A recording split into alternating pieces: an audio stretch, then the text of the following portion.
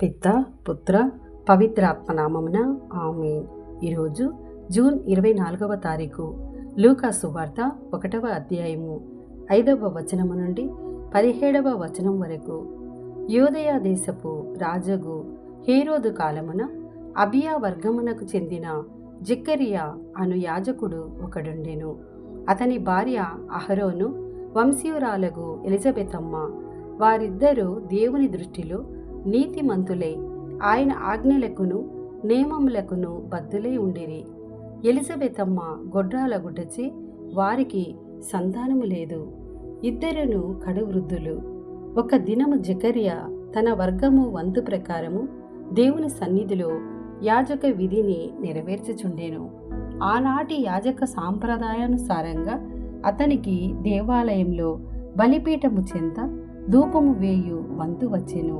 అతడు ధూపము వేయు సమయమున ప్రజలు వెలుపల ప్రార్థనలు చేయుచుండిరి. అప్పుడు ధూపపీఠమునకు కుడి ప్రక్కన దేవదూత ప్రత్యక్షమాయెను.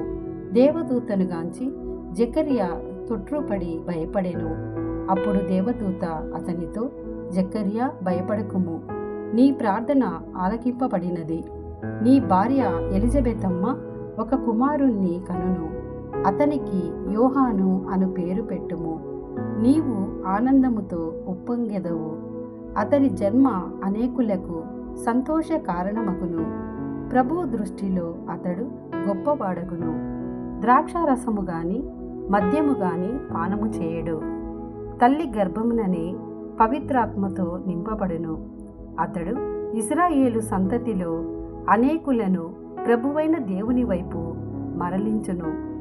అతడు ఏలియా ఆత్మను శక్తిని కలవాడై ప్రభువునకు ముందుగా నడుచును.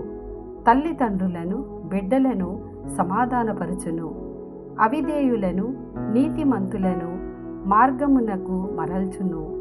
ప్రభువు కొరకు సన్నద్ధులైన ప్రజలను సమాయత్తపరచును అనెను.